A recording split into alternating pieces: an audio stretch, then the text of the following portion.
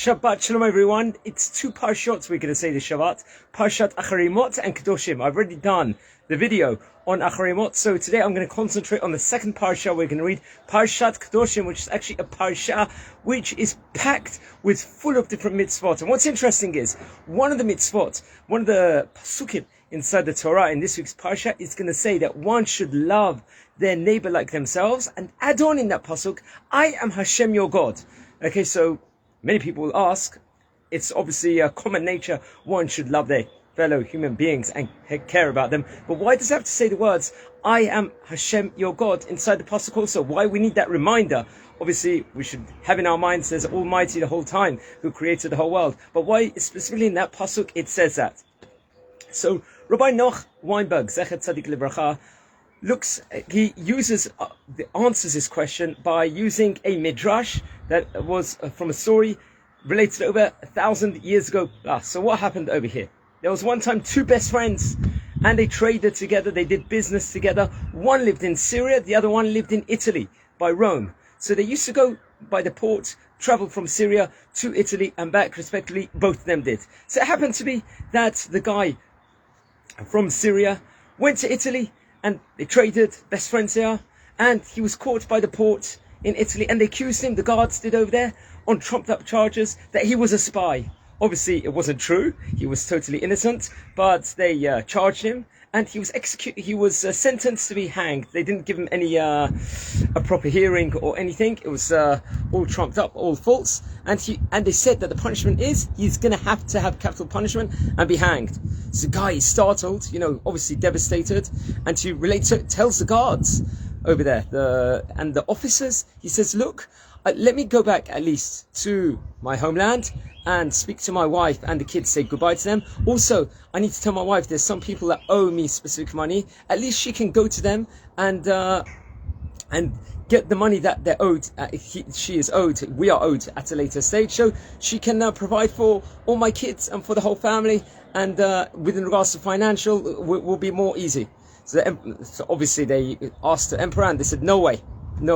So the guy said over here that has been charged over here, says, look, I've got a best friend over here, the one he's trading with, best friend. He for sure, what if for a period of time I will go back to Syria, to my place, and he instead is going to go to prison for the time period till I'm back, and then when I'm back you'll release him and everything else, and if I don't come back then he will receive the punishment. That's what his offer on the table. So they said, we'll go to the emperor. We've never had this request before. So they asked the emperor, and the emperor agrees on condition. He says, we'll take your best friend to the prison in the meantime as, let's just say, a deposit, a human deposit, and you've got to come back within 40 days. If you're not back within 40 days, then we'll hang him instead.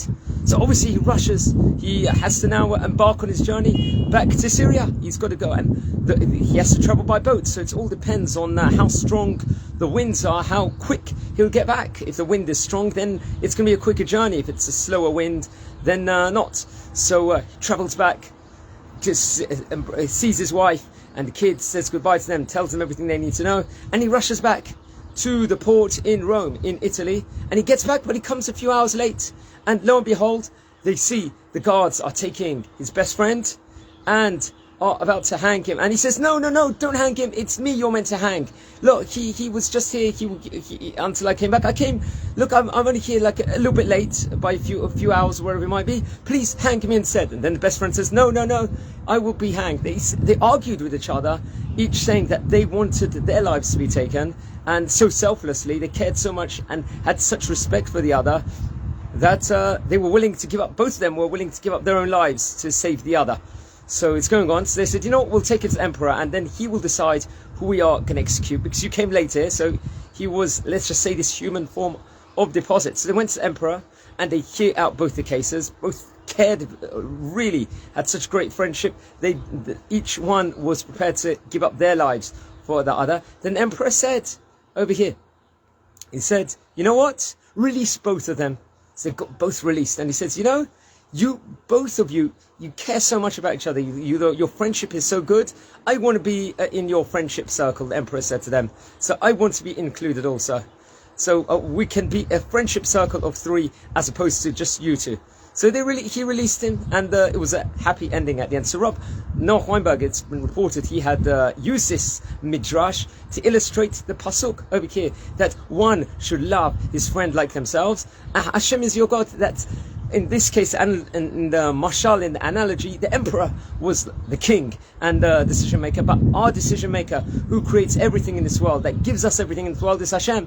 So if we take the mitzvah on caring on each other and loving each other like we're meant to be, Hashem is with us also. We are like 3 people. We are a group of 3. However, if we're backstabbing each other and going against each other, or whatever it might be, then Hashem, his Shekhinah is not necessarily in the friendship like we live. And it's a lesson, because nowadays, unfortunately, it's really, many people say it's a dog-eat-dog world, but no, that shouldn't be the case. People should do things to help others selflessly. Not for the reward or something.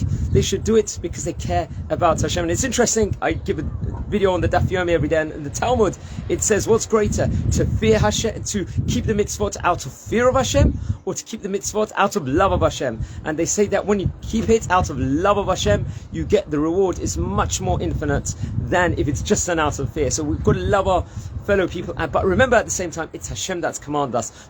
We shouldn't just care about our friends because it feels good to be nice to other people. I'm a nice person, I haven't hurt anybody. That's the attitude many people have. However, no, Hashem commanded us, it's a mitzvah in the Torah also, to be nice to other people. Guys, have an awesome Shabbat.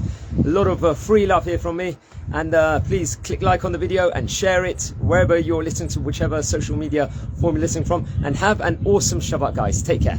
Bye.